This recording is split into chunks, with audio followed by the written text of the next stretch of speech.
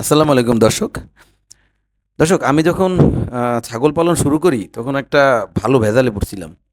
সেইটা নিয়েই আজকে একটু আপনাদের সাথে আলোচনা করি। আ ছাগলের বয়স কিভাবে নির্ধারণ করা যায়? ভাই এইটা নিয়ে যে কি ঝামেলায় পড়ছি আমি তো বুঝিই না কিছু যে কেমনে এই ছাগলটার কেমনে যে বুঝায় সে মানে একজনে বলে যে এইটার ৬ মাস সেটাই বুঝতে হয় বা এটা বলে ২ মাস সেটাই বুঝতে হয়। তো তখন একটা যখন ছাদে ছাগল উঠাইলাম তখন এইটার ভ্যাকসিন কয় মাসে দেবো? উনি যার কাছ থেকে আনছে উনি বলে দিয়েছে ৬ মাস। তো সেই হিসাব করে আমি ভ্যাকসিন-ট্যাকসিন এখন ছাগল হিটে আসে না।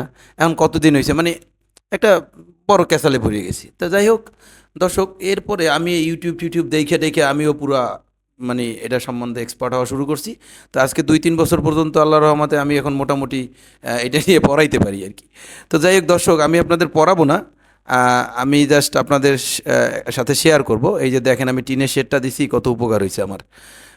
আমার ছাগল এখন বাহিরে খাইতে পারে। দর্শক এই বাচ্চাটার বয়স কত জানেন? এই বাচ্চাটার বয়স হয়েছে ৪ বছর প্লাস। ও আমার একমাত্র কন্যা। দর্শক দোয়া করবেন ও যেন মানুষ হয়। মানুষ হওয়াটা জরুরি। তো যাই হোক দর্শক আমি আপনাদের একদম পানির মতো সহজ, ঠিক আছে? কোনো মানে এর মধ্যে হাঙ্কি-পাঙ্কি ভেজাল নেই। এইভাবেই আপনাদের বুঝাইতেছি। আর বুঝেনি তো বরিশালের টোন অলরেডি চলে আসছে। কোনোভাবে এটা দাবাই রাখতে পারতেছিলাম না।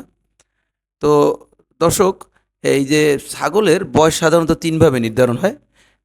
লোকালি আরকি। একটা হইলো লেইখা রাখতে হইবে, আরেকটা হইলো শিং দেইখা।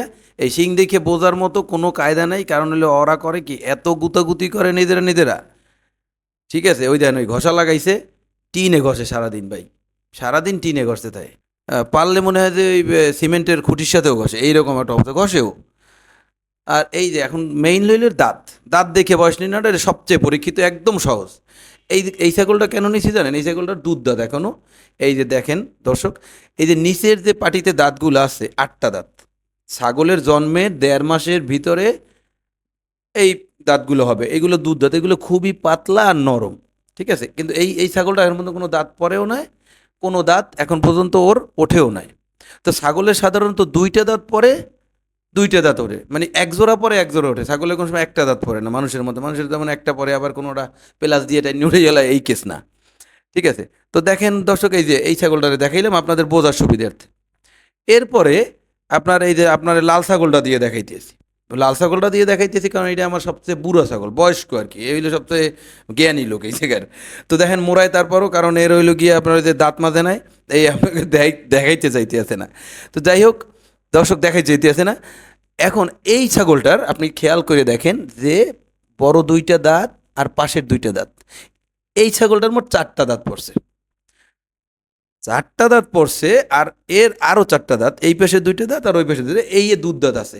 তো ৪ টা দাঁত পড়ছে আবার ৪ টা দাঁত উঠছে। হিসাব রাইখেন দর্শক কিন্তু।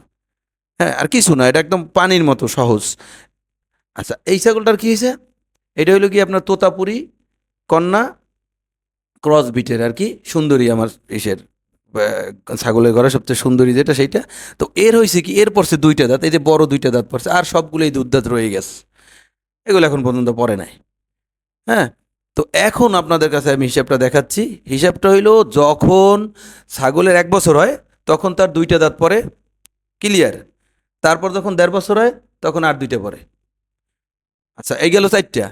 তারপর যখন এর বয়স ২ বছর হবে তখন আর ২ টা পড়বে। কটা? ৬ টা। আচ্ছা এরপরে যখন আড়াই থেকে ৩ বছর হইবে তখন আর ২ টা পড়বে, শেষ। ঝামেলা ক্লিয়ার, ৮ টা দাঁত পড়া শেষ নিচের পাটির। ঠিক আছে? এই এরপর আর মনে রাখার মালিক আল্লাহ। কোনোভাবেই আর এবার মনে রাখা যাবে না যদি না লেখে রাখেন।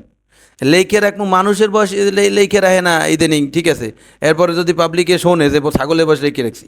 তবে যারা খামার করেন, যারা বড় খামারে আমি তাদের কাছ থেকে তাদের ভিডিও দেখছি, তারা লেখেই রাখে। তারা শুধু লেখে রাখে না, তারা কম্পিউটারে এন্ট্রি করে, লেজার মেনটেন করে, অনেক কিছু করে। তারা এটার ছাগলের প্রতি তারা খুবই সিরিয়াস থাকে। যার কারণে তারা সফল ইনশাআল্লাহ। আমি এখন পর্যন্ত সফল হইতে পারি না। আমি শুধু ব্যর্থতার মধ্যেই আছি দর্শক। আমি জানি না কবে সফল হব। তবে আমার জন্য আপনারা দোয়া করবেন। আপনারা দোয়া করছেন দেখেই আমি এতদূর পর্যন্ত এই ধৈর্য ধরে রাখতে পারছি দর্শক। ঠিক আছে? নাইলে আমি অনেক আগেই পাগল হইয়ে এগুলো ছাড়িয়ে দিতাম।